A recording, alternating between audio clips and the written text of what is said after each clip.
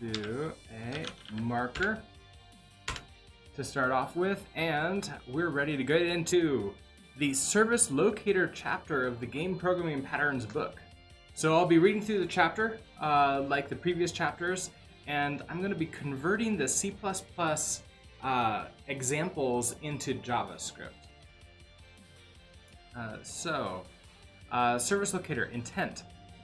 Provide a global point of access to a service without coupling users to the concrete class that implements it. Motivation. Least exciting pattern name nominee. This is very enterprisey pattern. That's what it sounds like to me. Also, good morning, Utsby. Motivation. Some objects or systems in the game tend to get around visiting almost every corner of the codebase. It's hard to find part of the game that won't need a memory allocator, logging, or random numbers at some point. Systems like those can be thought of as services that need to be available to the entire game. For our example, we'll consider audio. It doesn't have quite the reach of something lower level like a memory allocator, but it still touches a bunch of game systems. A falling rock hits the ground with a crash. Physics. A sniper NPC fires his rifle and a shot rings out. AI. The user selects a menu item with a beep of confirmation. User interface. Each of these places will need to be able to call into the audio system with something like one of these. Audio system play sound very loud bang. Or maybe a singleton. Audio system instance play sound very loud bang. Either gets us where we're trying to go, but we stumbled into some sticky coupling along the way. Every place in the game calling into our audio system directly references the concrete audio system class and the mechanism for accessing it, either as a static class or a singleton. These call sites, of course, have to be coupled to something in order to make a play sound. But letting them poke at the concrete audio implementation directly is like giving 100 strangers directions to your house, just so they could drop a letter on your doorstep.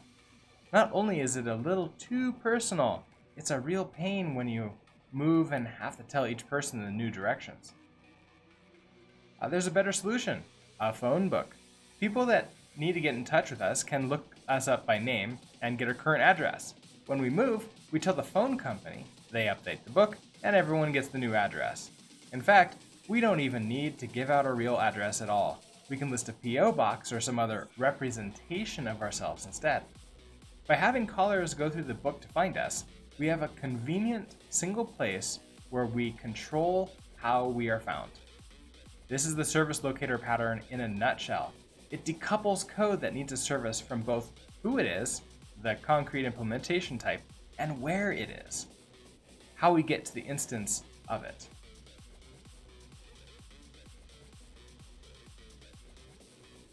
The pattern. A service class defines an abstract interface to a set of operations. A concrete service provider implements this interface. A separate service locator provides access to the service by finding an appropriate provider while hiding both the provider's concrete type and the process used to locate it.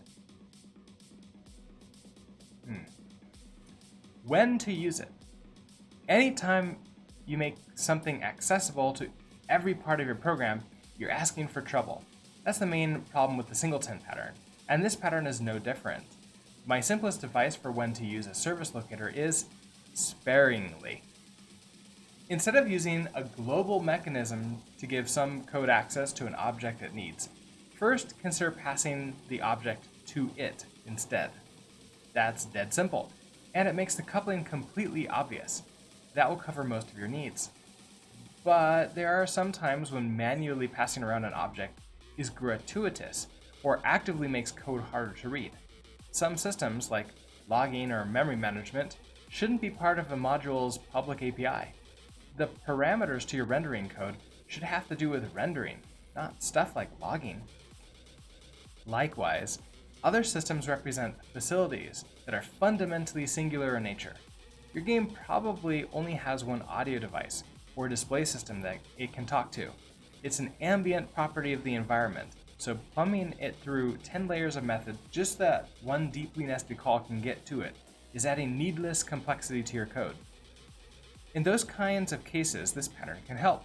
As we'll see, it functions as a more flexible, more configurable cousin of the singleton pattern. When used well, it can make your codebase more flexible, with little runtime cost. Conversely, when used poorly, it carries with it all of the baggage of the singleton pattern with worse runtime performance. So basically, either implement this correctly or you're screwed. Keep in mind, the core difficulty with the service locator is that it takes a dependency, a bit of coupling between two pieces of code, and defers wiring it up until runtime. This gives you flexibility, but the price you pay is that it's harder to understand what your dependencies are by reading the code. The service actually has to be located. With a singleton or a static class, there's no chance for the instance we need to not be available. Calling code can take for granted that it's there, but since this pattern has to locate the service, we may need to handle cases where that fails. Fortunately, we'll cover a strategy later to address this and guarantee that we'll always get some service when you need it. The service doesn't know who is locating it. Since the locator is globally accessible, any code in the game could be requesting the service and then poking at it. This means that the service must be able to work correctly in any circumstance. For example, a class that expects to be used only during the simulation portion of the game loop and not during rendering may not work as a service. So a class that expects to be used only during the simulation portion of the game loop and not during rendering may not work as a service. It wouldn't be able to ensure that it's being used at the right time. So if a class expects to be used only in a certain context, it's safest to avoid exposing it to the entire world with this pattern. Okay, so this basically makes it a global. So that's what they're saying is like it's a global then. So if we have a piece of code that's like update and then rendering, it can only be used at update. We shouldn't use this because we could accidentally call it at rendering then. Sample code. I guess like before I get to this, my initial thought reading through this is that this is going to be sort of like a redux or like a central state for a front-end framework like React. That's sort of like my initial thought of it here. We're just making some like global giant thing and now everyone has access to the state, as it were, even if your component doesn't need that state. Sample code. Getting back to our audio system problem, let's address it by exposing the system to the rest of the code base through Service Locator. The service. We'll start off with the audio API. This is the interface that our service will be exposing. So class audio. Okay, so this is an interface. Now, JavaScript obviously doesn't need interfaces, but you can still use them to kind of sort of decouple the code. There's no such thing as like compile time with it, so it's not like we need to worry about that. But let's do this. Class audio. And then I'm just going to go ahead and create some of these fake things here. So we're going to have a interesting. They have an audio. Oh no, I keep on forgetting over and over and over again. I'm just so used to it because I never really programmed Java. I never programmed the other languages where the constructor is the same name. So they're basically saying we have a constructor. We have a play sound that takes a sound ID.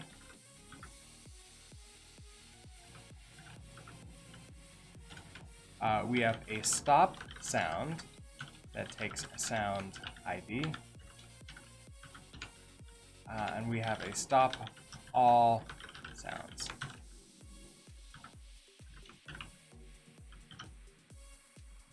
A real audio engine would be much more complex than this, of course, but this shows the basic idea. What's important is that it's an abstract interface class with no implementation bound to it. So to make this more of like, hey, you must absolutely overwrite this, we can throw a new error. Let me go ahead and return all of these.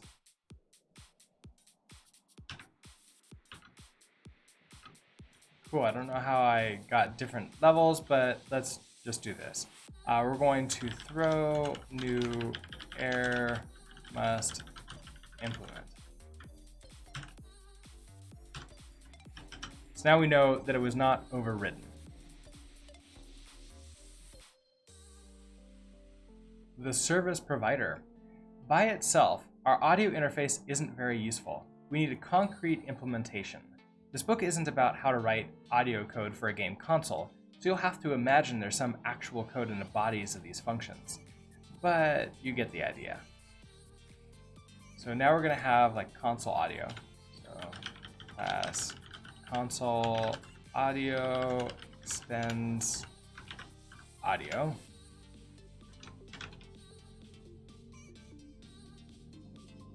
So here's where we're going to now implement all of these.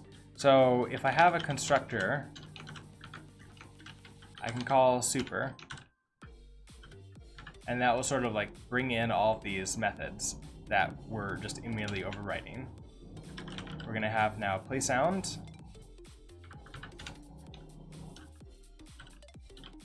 which takes in the sound ID, and play sound with sound ID. And then the exact same thing, right? So stop sound, stop the sound with ID, sound ID. I mean, that should be pretty simple. Maybe what I should really do for this is some implementation goes here. That makes a little bit more sense comment-wise. Otherwise, it's just repeating what I have in the name of the method. And then finally, we have stop all sounds.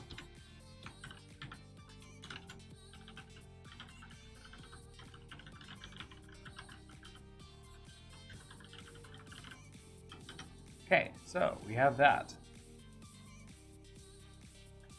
Now that we have an interface and an implementation, the remaining piece is the Service Locator, a class that ties the two together.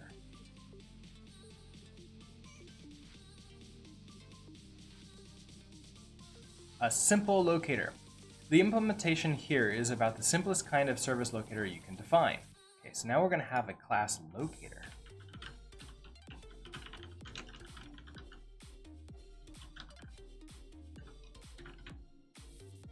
So we're going to have get audio,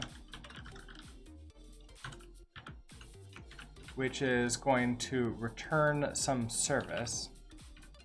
The service is internally defined, so we're going to need a constructor where we say this dot service, and we don't really know what we're setting that to yet.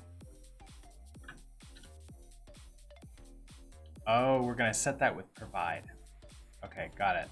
So we can maybe set this to null to begin with.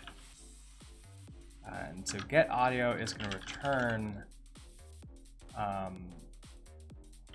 service, this dot service. And then provide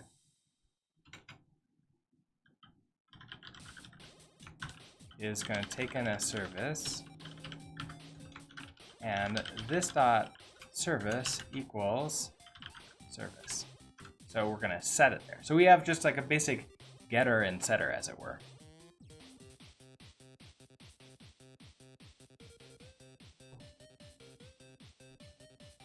You know, with JavaScript, we could make this a little bit more interesting, I almost wonder. Because I could make this an actual getter.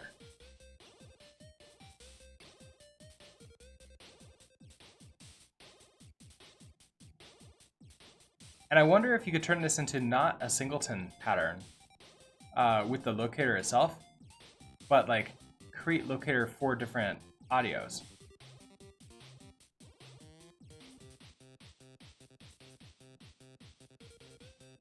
Because then I can say like, okay, the locator for audio, like new locator, and then new locator for like, you know, graphics or other things. Then it wraps around those. The technique this uses is called dependency injection, an awkward bit of jargon for a very simple idea. Say you have one class that depends on another. In our case, the locator class needs an instance of the audio service. Normally, the locator would be responsible for constructing that instance itself. Dependency injection instead says the outside code is responsible for injecting that dependency into the object that needs it. The static getAudio function does the locating. We can call it from anywhere in the codebase, and it will give us back an instance of our audio service to use. Okay, right, so that we can now just sort of use this, assuming that it's been set, because we notice that it's like null or undefined or some like nothing to begin with. So in main, essentially, we're gonna have to say like const audio service equals locator dot get audio, like that. And it does return our service, but that's I know it's going to be a reference because the service is going to be an object, but what if we don't provide the service? Like, what if we don't call provide beforehand? Or it hasn't been called?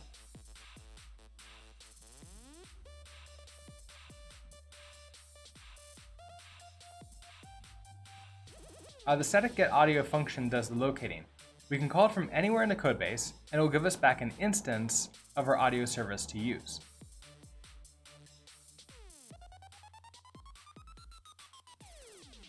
The way it locates is very simple. It relies on some outside code to register a service provider before anything tries to use the service. When a game is starting up, it calls some code like this. Okay, so we're gonna have maybe main loop and setup. So in setup, we're gonna have to do our locator dot, so we have to, this can't be like a singleton. It has to be a singleton. It can't just be like static methods. We're gonna have to like const locator equals, like I almost feel that this needs to be like the audio locator. Audio locator equals new locator, like that. And then we can say audio locator dot provide, and now we can provide this like a new audio. Audio takes a string? No, audio doesn't take a string.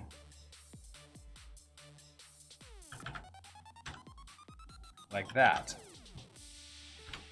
Now when we get the audio service, we're actually getting this audio out of it. But it's gonna have to be not off the locator, but off of audio locator.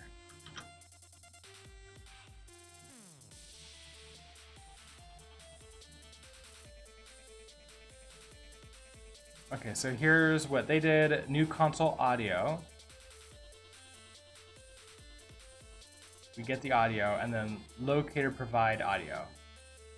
So it sounds like in C++ you have access to the this keyword outside of specific instances, which we don't have in JavaScript. So that's something interesting to know. A key part to notice here is that the code that calls playSound isn't aware of the concrete console audio class. It only knows the abstract audio interface. Equally important, not even the locator class is coupled to the concrete service provider. The only place in code that knows about the actual concrete class is the initialization code that provides the service. There's one more level of decoupling here. The audio interface isn't aware of the fact that it's being accessed in most places through a service locator. As far as it knows, It's just a regular abstract base class. This is useful because it means we can apply this pattern to existing classes that weren't necessarily designed around it. This is in contrast with singleton, which affects the design of the service class itself.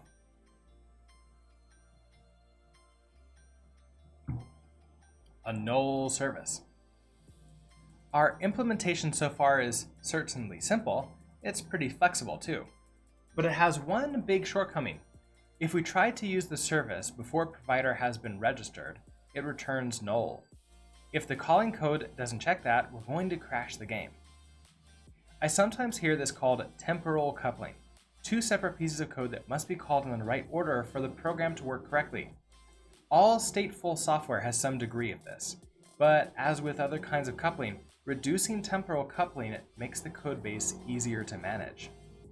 Fortunately, there's another design pattern called null object, which we can use to address this. The basic idea is that in places where we would return null when we fail to find or create an object, we instead return a special object that implements the same interface as the desired object.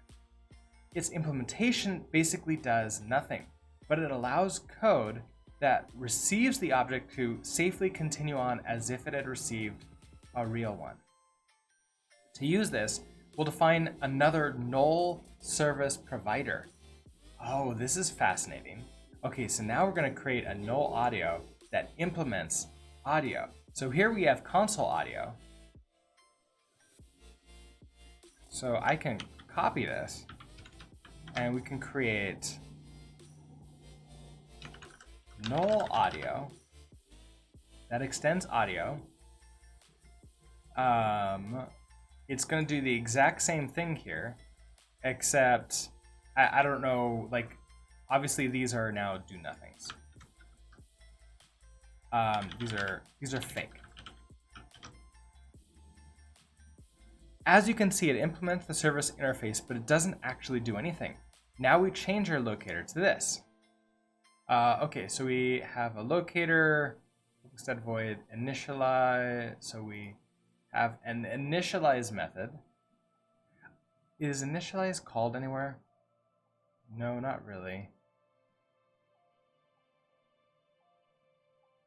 And I don't see the constructor. My guess is initialize is called automatically whenever it's the class is like constructed. So in my locator, we're gonna say that our service is a new null audio, like that. And so now if we need this, and for some reason we didn't create it, we're still fine, kind of. No sound will play though. And we won't necessarily know why, because looking at it, we've got a proper audio.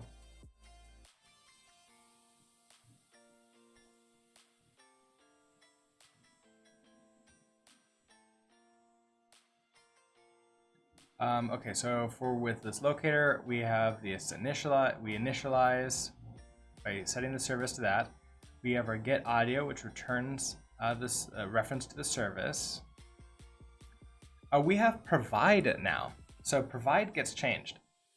We take in a service. If the service is null,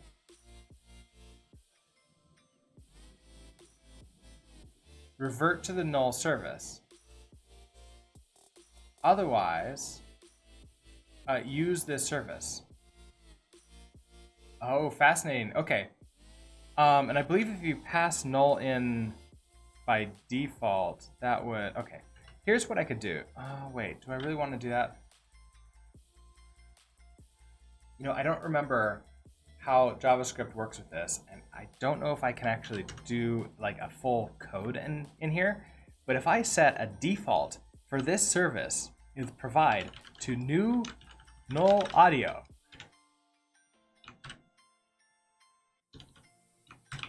so if I say, if you do not provide me a service, it will be a new null audio, and that will go into service here. That basically replaces this entire if-else, which is kind of fun.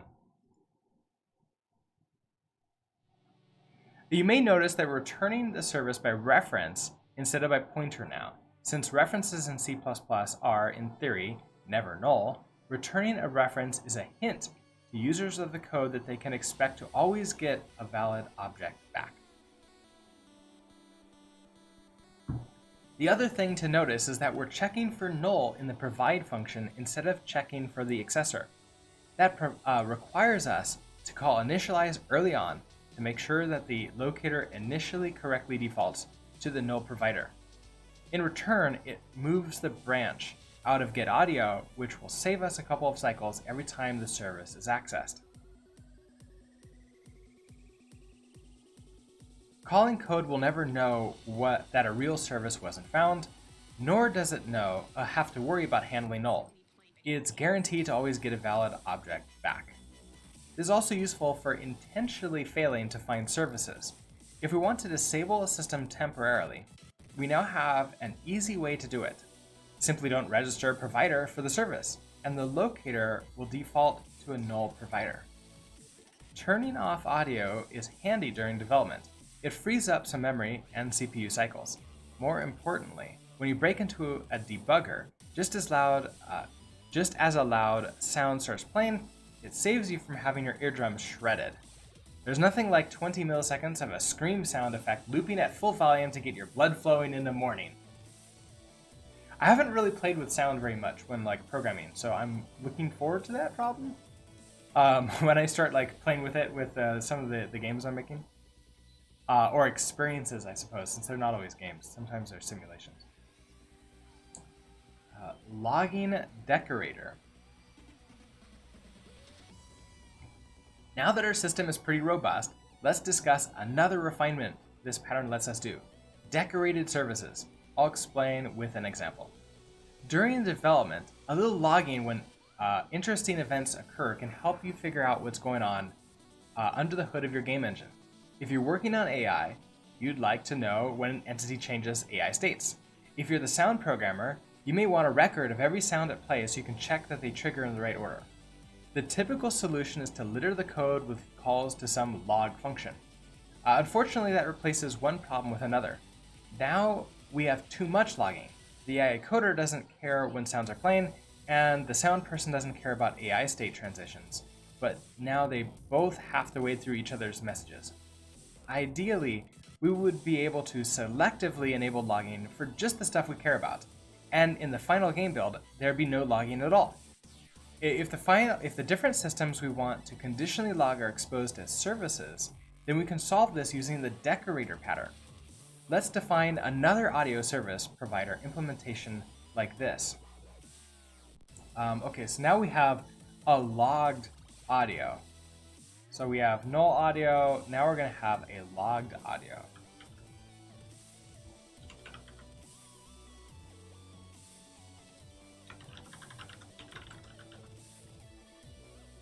Okay, so it's extending this audio interface, logged audio, so takes in an audio that we named wrapped. So this is essentially a wrapped audio.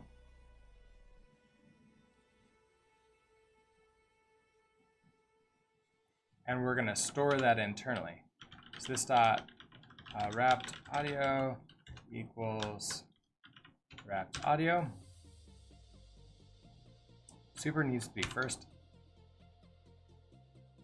Then we have play sound. Oh, interesting. Okay. So we need to take in the wrapped audio, which is going to be something like a new audio, which then will have this play sound, which it'll be like console audio. For example, we'll take in IC or null audio.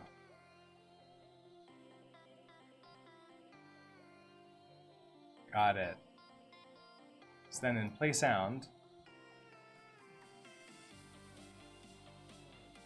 we're going to replace, instead of fake, this now looks real. We're gonna log the play sound, so we'll do a console.log Oh,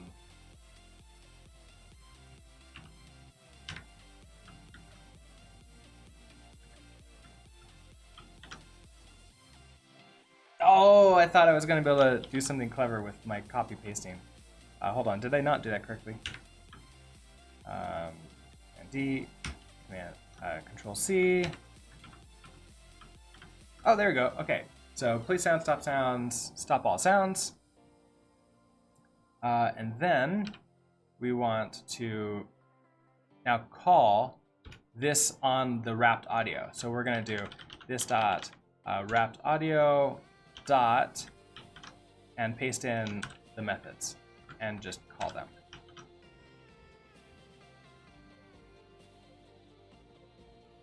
And so in private, oh, okay.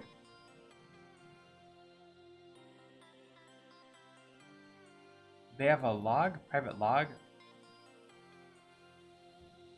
So they're suggesting that we don't even have a console log.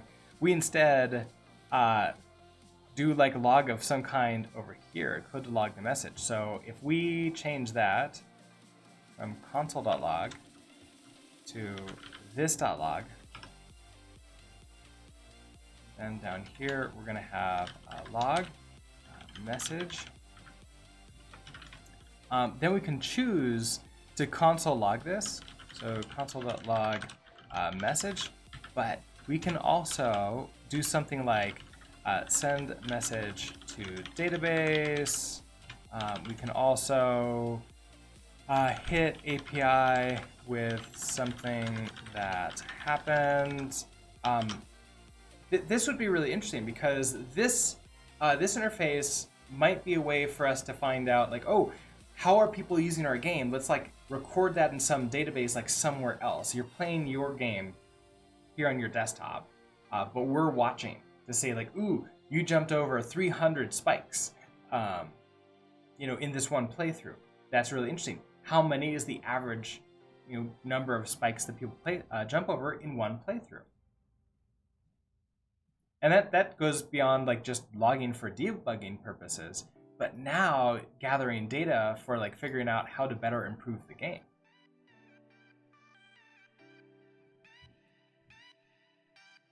So I can see this being really useful for that, because then you don't have to put these all over like your main area. As you can see, it wraps another audio player and exposes the same interface. It forwards the actual audio behavior to the inner provider, but it also logs each sound call. If a programmer wants to enable audio logging, they call this. So we have enable audio logging. I see, so we're gonna have somewhere a function, enable audio logging. We have our audio locator here, because we have our audio locator, and so now we can say it might be nicer to like take in an audio locator, and then we'll say audio locator dot provide, and then we're going to pass in the service, which is going to be a new logged audio. But this one takes in the wrapped audio. So this is going to be a new console audio, like that. It's signalized. Hey, good morning. So then this updates the audio locator that's passed in. And so now it's going to provide a logged audio, which of course is itself just a new console audio. So then instead of this provide right here, we could do this, and that's fine, but we could also just at any point in time call enable audio logging like that.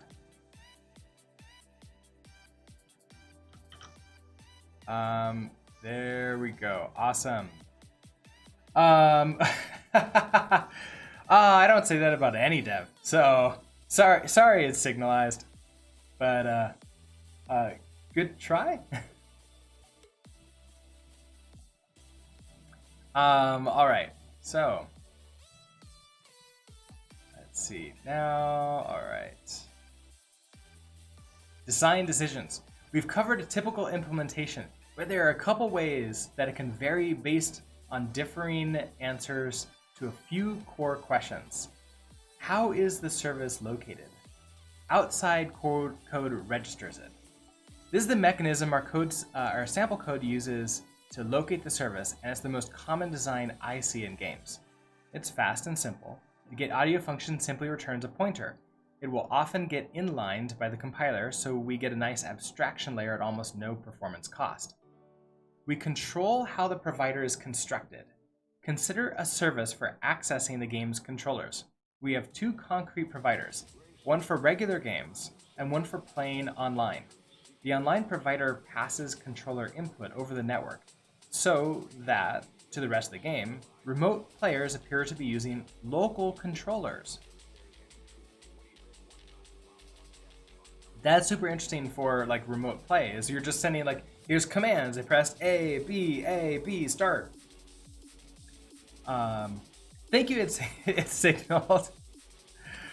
Let's see.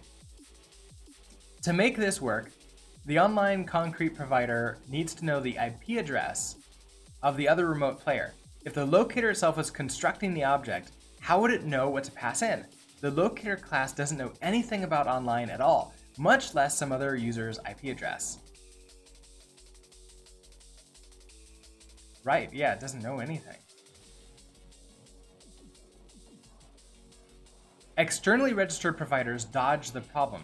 Instead of the locator constructing the class, the game's networking code instantiates the online specific service provider, passing in the IP address it needs. Then it gives that to the locator, who knows only about the service's abstract interface. We can change the service while the game is running. We may not use this in the final game, but it's a neat trick during development. While testing, we can swap out, for example, the audio service with the null service we talked about earlier to temporarily disable sound while the game is still running. The locator depends on outside code. This is the downside. Any code accessing the service presumes that some code somewhere has already registered it. If that initialization doesn't happen, we'll either crash or have a service mysteriously not working.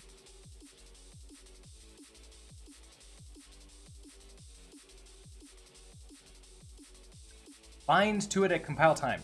The idea here is that the location process actually occurs at compile time using preprocessor macros, like so. Okay, so we have our class locator. We have this audio, get audio return service. Then private. So if debug, like debug audio service, otherwise release audio service, and if. So if we have some kind of like debug global that we're setting for like if we're in debug mode or not. And we have this so then the internal service is going to be like depending upon what type it is. So debug audio, release audio. Interesting. Now I think the pattern that I have here, where I call new locator on it, instead of just making this static methods, then it's more functional almost here, because even though it's classes, I know it's not like fully functional. But the idea here is that I have a specific locator just for the audio locator. If we have another locator that's gonna be for like the controller, like the input, I would create that for like const controller locator equals new locator, and then I can set that as well. And if I have because it's very generic here, because JavaScript doesn't care about the types. Now this new null audio is the problem here. It's assuming like it'll be a new null something. So it would be better to pass in the null at construction time in this specific case. And then I wouldn't have to do any of this stuff. So if I have like the null system,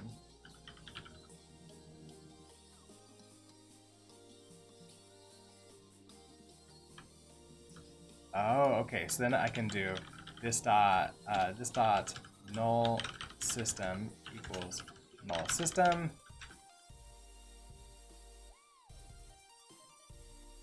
Now we're gonna have to do equals this dot null system. I don't know if this will work. This would be cool if this works. Then we set the service to that. We're gonna store an instance to the null system here. And now we're gonna have audio locator equals new locator and pass in new null audio like that when we create the audio locator. So that way we can go back and forth. Controller locator would have to have something very similar to this. We would have to have a new, what was it? A new null controller, something like that. We don't have any of those classes up, but that's a really interesting sort of like twist to this pattern. Now I wonder if this is the bad way of doing it. It's going to cost a lot more in runtime. But of course, JavaScript is mostly runtime anyway, so there we go. Locating the service like this implies a few things. It's fast. Since all of the real work is done at compile time, there's nothing left to do at runtime. The compiler will likely inline the get audio call, giving us a solution that's as fast as we could hope for. You can guarantee the service is available. Since the locator owns the service now and selects it at compile time, we can be assured that if the game compiles, we won't have to worry about the service being unavailable. You can't change the service easily. This is the major downside. Since the binding happens at build time, anytime you want to change the service, you've got to recompile and restart the game. That's not a problem we have in JavaScript.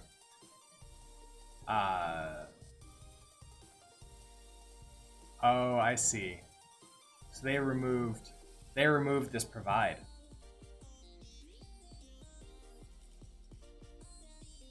That's what it is. They removed the provide in order to like just set it at runtime, like at build time. I get it now.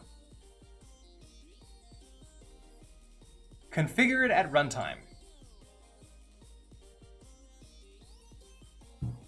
Over in a khaki-clad land of enterprise business software, if you say Service Locator, this is what they'll have in mind. When the service is requested, the locator does some magic at runtime to hunt down the actual implementation requested. Reflection is the capability of some programming language to interact with the type system at runtime. For example, we could find a class with a given name, find its constructor, and then invoke it to create an instance. Dynamically typed languages like Lisp, Smalltalk, and Python get this by their very nature, but newer static languages like C# and Java also support it. Typically, this means loading a configuration file that identifies the provider and then using reflection to instantiate that class at runtime. This does a few things for us. We can swap out the service without recompiling. This is a little bit more flexible than a compile time bound service, but not quite as flexible as a registered one, where you can actually change the service while the game is running. Non-programmers can change the service. This is nice for when the designers want to be able to turn certain game features on and off, but aren't comfortable mucking through source code. Or, more likely, the coders aren't comfortable with them mucking through it. The same codebase can support multiple configurations simultaneously. Since the location process has been moved out of the codebase entirely, we can use the same code to support multiple service configurations simultaneously. This is one of the reasons this model is appealing over in enterprise webland. You can deploy a single application that works on different server setups just by changing some configuration files. Historically, this was less useful in games since console hardware is pretty well standardized. But as more games target a heaping hodgepodge of mobile devices, this is becoming more relevant. It's complex. Unlike the previous solutions, this one is pretty heavyweight. You have to create some configuration system, possibly write code to load and parse a file, and generally do some stuff to locate the service. Time spent writing this code is time spent not on other game features. Locating the service takes time, and now the smiles really turn to frowns. Going with runtime configuration means you're burning some CPU cycles locating the service. Caching can minimize this, but that still implies that the first time you use the service, game's got to go off and spend some time hunting it down. Game developers hate burning CPU cycles and something that doesn't improve the player's game experience. I wonder if that's something similar to what Angular did. I don't know if Angular 2+, but like Angular 1 had the dependency injection system where you just write the string of what you want. So we might have something like Angular dot it was component. No, it wasn't component. It was the not the directive. What was like the main function that holds on? I completely forgot the name for it. But you have like the Angular dot. We'll just say component. And then we register, I think, the callback function for it, and then we pass in the names of like what we need. So we need like the HTTP library. And then in here, we can start just, I guess it wouldn't be a string. It'd be that. We're just gonna say, hey, we want HTTP in. Well, now we can just start using it. HTTP.get blah. And then it works magically. And I wonder what they're doing is they're saying, hey, here's your function coming in.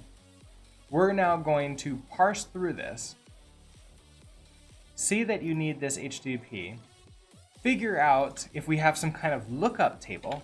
So they have some kind of like vtable probably somewhere over here that is HTTP, and then like in a function or probably an object that has all the interfaces. So it's basically an instantiated class that's sitting over here.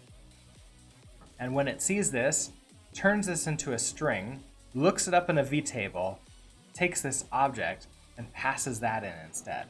And I wonder if that's going on behind the scenes, and I wonder if that's like the big part of the enterprisey version of the service provider or the service locator. That would be a little bit fascinating. It would also explain why it's so slow, and why we don't want to use that unless we're absolutely necessary to.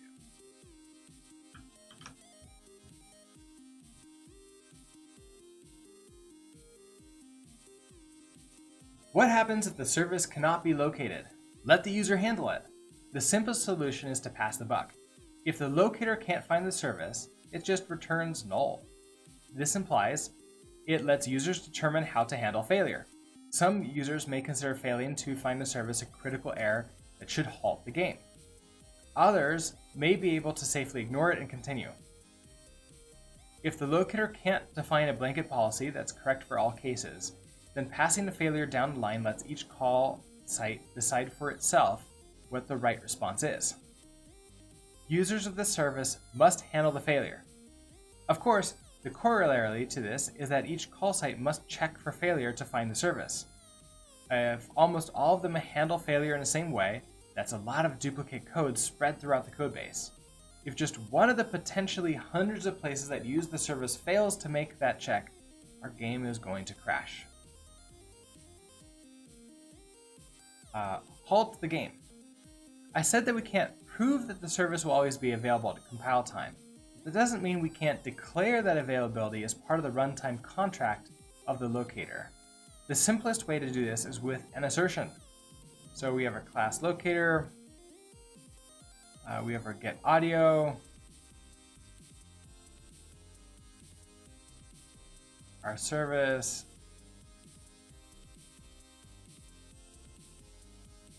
interesting. Okay, so in get audio, set the service equals to null, assert that the service is not equal to no. Oh, code here to locate the service, and then return the service. If the service isn't located, the game stops before any subsequent code tries to use it. The assert call there doesn't solve the problem of failing to locate the service, but it does make it clear whose problem it is. By asserting here, we say failing to locate a service is a bug in the locator. The singleton chapter explains the assert function if you've never seen it before. But basically, it's gonna like throw an error. We don't have it in JavaScript. There's like a console.assert, so I can do something like console.assert, but all it's going to do is log out if a condition is true, I think. Which is not really all that helpful. So here in JavaScript land, we'd have to throw a new error, and so basically our if check, which is not as clean as that assert. So what does this do for us? Users don't need to handle a missing service. Since a single service may be used in hundreds of places, this can be a significant code saving. By declaring it in the locator's job, the locator's job is always to provide a service, we spare the users of the service from having to pick up that slack. The game is going to halt if the service cannot be found. On the off chance that a service really can't be found, the game is going to halt.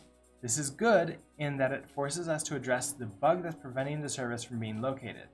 Likely some initialization code isn't being called when it should, but it's a real drag for anyone else who's blocked until it's fixed. With a large dev team, you can incur some painful programmer downtime when something like this breaks. I wonder, well, okay, we're about to get into it. I was about to say, like, what about the null service? Doesn't that help? But here we go with the null service. Return a null service. We showed this refinement in our sample implementation. Using this means users don't need to handle a missing service. Just like the previous option, we ensure that a valid service object will always be returned, simplifying code that uses the service. The game will continue if the service isn't available. This is both a boon and a curse. It's helpful in that it lets us keep running the game even when a service isn't there. It can be really helpful in a large team when a feature we're working on may be dependent on some other system that isn't in place yet. The downside is that it may be harder to debug an intentionally missing service. Say the game uses a service to access some data and then make a decision based on it. If we fail to register the real service and that code gets a null service instead, the game may not behave how we want. It will take some work to trace that issue back to the fact that a service wasn't there when we thought it would be. We can alleviate this by having the null service print some debug output whenever it's used. Among these options, the one I see used most frequently is simply asserting that the service will be found. By the time a game gets out the door, it's been very heavily tested and will likely be run on a reliable piece of hardware. The chances of a service failing to be found by then are pretty slim. On a larger team, I encourage you to throw a null service in. It doesn't take much effort to implement and can spare you from some downtime during development when a service isn't available. It also gives you an easy way to turn off a service if it's buggy or is just distracting you from what you're working on. So I wonder if we can get the best of both worlds here. What if we can do both of like the combine null service with a little bit of logging? So if we have our null service here, what if we basically do our log method here, message, and then we can say console.error. So send an error in, and we can say null audio service used, and then the message. And then inside of here, instead of this fake, we call a this.log, and B. Oh.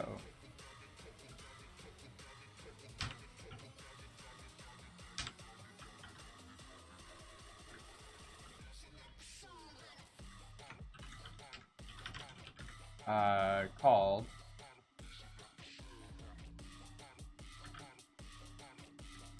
okay, so what if we do that? Now, when null audio is used, we get a message logged out. So we know it's the null service that happened. So if sound suddenly stops, we know it's because the null service. It's not because, hey, our actual console service is failing to do something. Now we know why. That might be really helpful here. What is the scope of the service? Up to this point, we've assumed that the locator will provide access to the service to anyone who wants it. While this is the typical way the pattern is used, another option is to limit access to a single class and its descendants, like so. Okay, so we have a base class. Derived class can use the service. So we have get audio from this base class. And that's it. Oh, okay. So that might be some kind of like update. Like the update the world class can get the audio. And that way the render the world class doesn't get it at all. With this, access to the service is restricted to classes that inherit base. There are advantages either way. If access is global, it encourages the entire code base to all use the same service. Most services are intended to be singular. By allowing the entire codebase to have access to the same service, we can avoid random places in code instantiating their own providers because they can't get to the real one. We lose control over where and when the service is used. This is the obvious cost of making something global. Anything can get to it. The Singleton chapter has a full cast of characters for the horror show that global scope can spawn. If access is restricted to a class, we control coupling. This is the main advantage. By limiting the service to a branch of the inheritance tree, we can make sure systems that should be decoupled stay decoupled. It can lead to duplicate effort. The potential downside is that if a couple of unrelated classes do need access to the service, they'll each need to have their own reference to it. Whatever process is used to locate or register the service will have to be duplicated between those classes. The other option is to change the class hierarchy around to give those classes a common base class, but that's probably more trouble than it's worth. My general guideline is that if the service is restricted to a single domain in the game, then limits its scope to a class. For example, a service for getting access to the network can probably be limited to online classes. Services that get used more widely, like logging, should be global. And then see also. The Service Locator pattern is a sibling to the Singleton. In many ways, it's worth looking at both to see which is the most appropriate for your needs. The Unity framework uses this pattern in concert with the component pattern in its getComponent method. Microsoft's XNA framework for game development has this pattern built into its core game class. Each instance has a game services object that can be used to register and locate services of any type. Interesting, okay. So at the beginning, I was wondering like how useful this is going to be for like the games that we're making. And the more I'm looking into it, I guess looking into it is wrong. The more I'm thinking about it, I'm not exactly sure how helpful this is, especially in JavaScript, where dependency injection is free already. So let's say we have our draw method here. This would probably be function draw. And so we have our draw method, and then inside of here, we're going to essentially now draw out all of the obstacles. So we're going to loop through all the obstacles. So up here we'll have const obstacles equals an array. Obstacles dot for each obstacle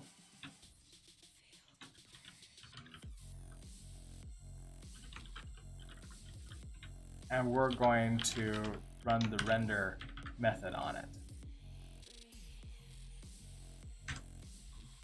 If it needs something, maybe we should do update, because update is where like things like sound comes in. If we need this, at this point in time, we can pass in like audio just directly into update. And that's dependency injection right there. If audio is a class, like a class with static methods off of it, there we go. If it's just an object that has methods on it, well, that can be audio, like the audio controller, or something like that. Audio service maybe would be better.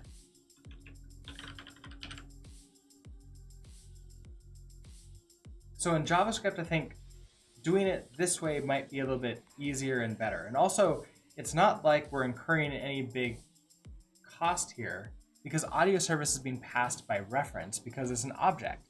So that should be pretty easy on memory use, and hopefully pretty easy on CPU use too, because it's going to be compiled down into very nice code before it gets run through the actual interpreter. Now, as they were mentioning, if we're working with some kind of more compiled language, this might be more helpful, but at the same time, sort of like switching over, let's look at Rust, for example. If I want to use this pattern to like pass in the graphics library over, well, graphics is already available to me. I don't need to specifically locate it. I don't need like some other kind of graphics thing. And I guess I'm not really thinking about how I want to use graphics differently based upon I'm in debug mode or in like play the game mode. The logging system might be helpful for that. So if I want to log every time that something is used, but I can't, like context, it needs to be passed in everywhere, and I can't really do that. The downside there being you have a global audio service reference. Yeah, I mean, that is a global, and that is a negative. Now,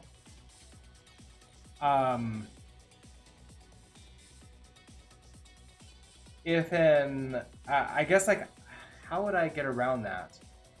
Because like, it's not like the Service Locator pattern really fixes this, because the Service Locator becomes a global itself, unless I follow something like this.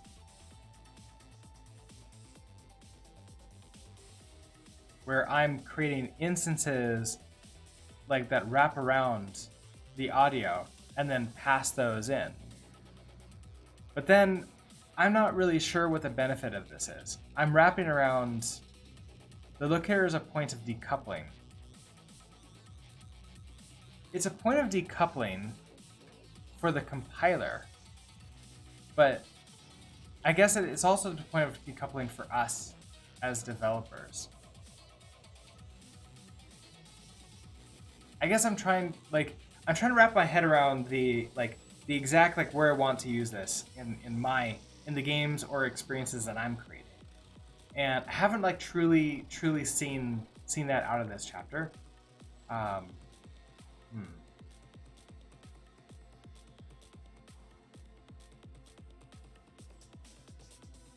Is this pattern doable?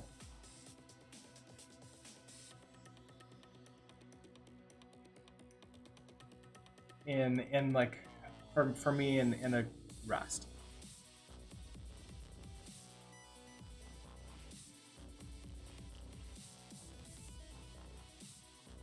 This doesn't do much for the game experience as such. It's an engineering thing. Yeah, I can see that. So it's not really helping with the game. It's helping with us having different services. So I guess that's the idea here. If I need to like implement different ones, right? So we have this audio service, and we have like null audio, and then we have logged audio, and we have to choose between them, and we don't know which one to use. then this service I can see being very, very helpful.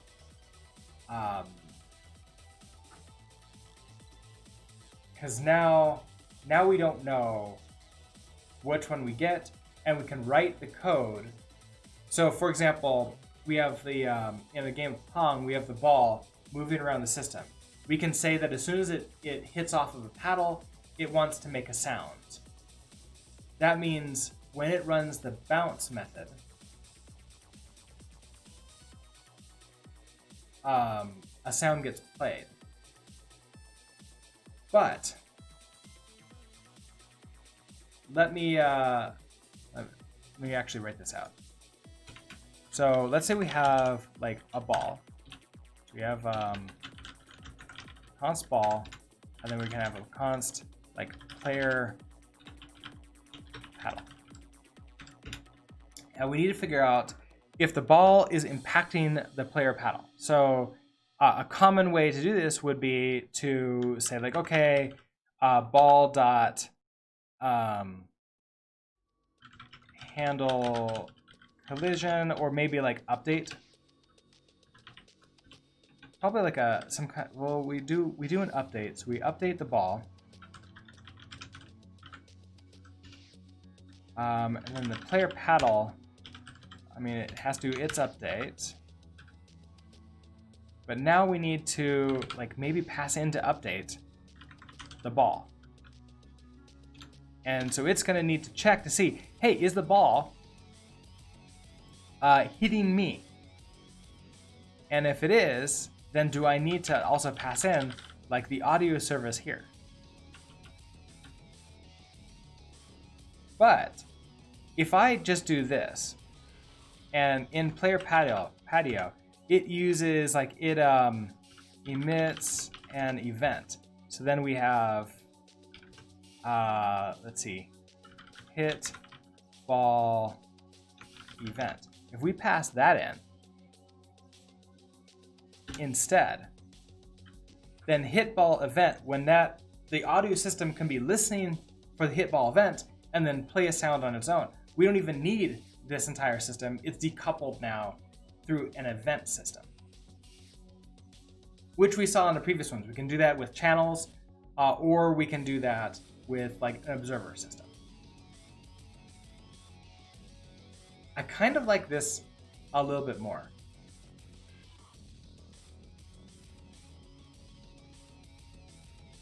And then maybe instead of this, like if I do update like that, I can maybe have some kind of function that takes in both ball and the paddles. And so let's see, handle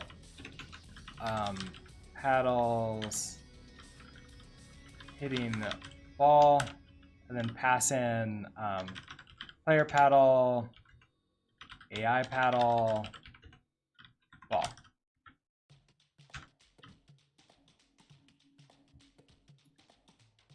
Happy Friday, Chantilly! Good morning.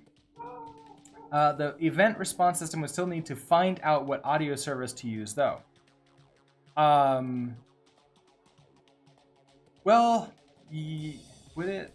I guess if we have multiple audio services, yes, it would.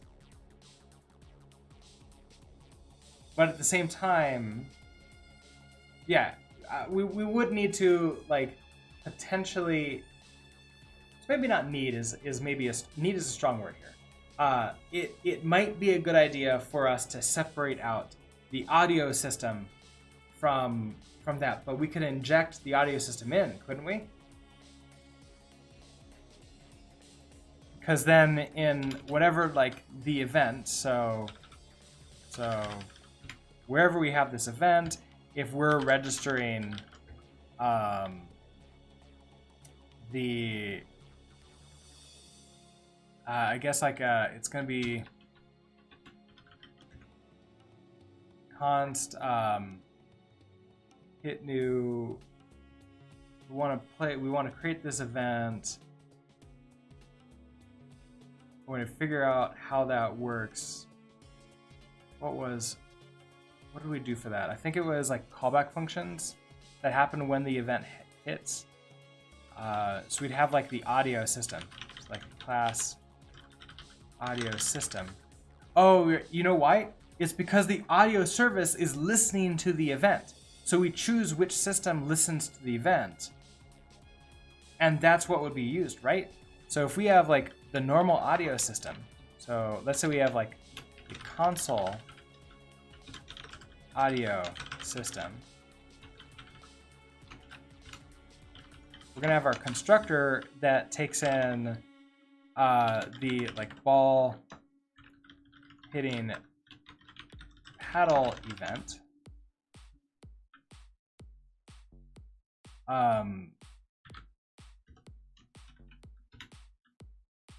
And if we really want to do like an extends for like audio, we could do extends audio, something like that. This could now store.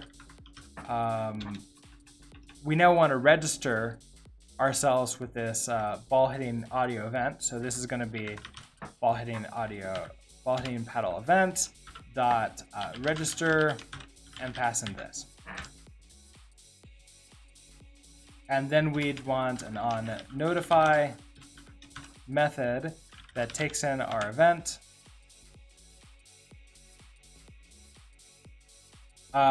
We don't even have to do event. We could, the way I did this previously is we register and we're going to pass in our, so on notify ball hitting paddle is a method here. Doesn't take an event. And we're going to play a sound, and we're going to register this dot on notify ball hitting paddle dot bind this.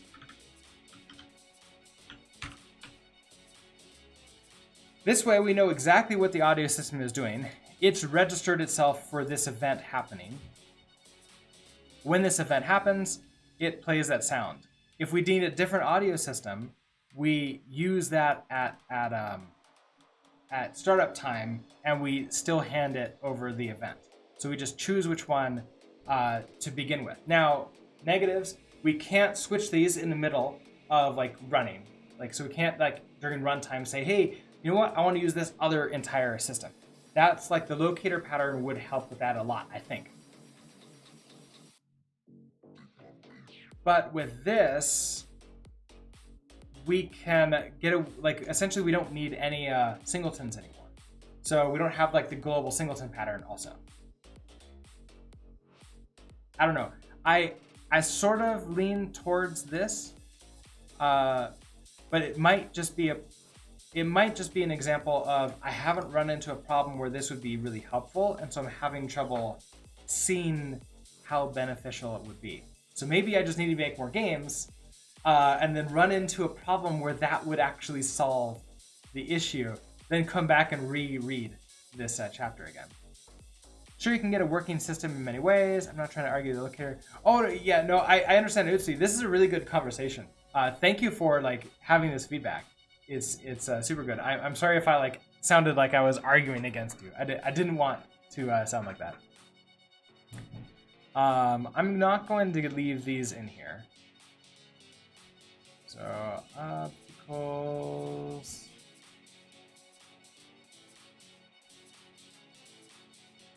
I think there. This is what we had up here. So I'm gonna save this. I'm gonna go ahead, close this down. Let's open up Get Kraken and send this code on up. I will have a link to the code in the video. What is it? The video description, the notes. But I also have the code under Bang repo here. So here we are in learning game patterns, and so we're gonna say Service Locator Pattern in JavaScript, and push that up. All right, and then with that, I'm gonna put a marker to end. So this will be the end of the video on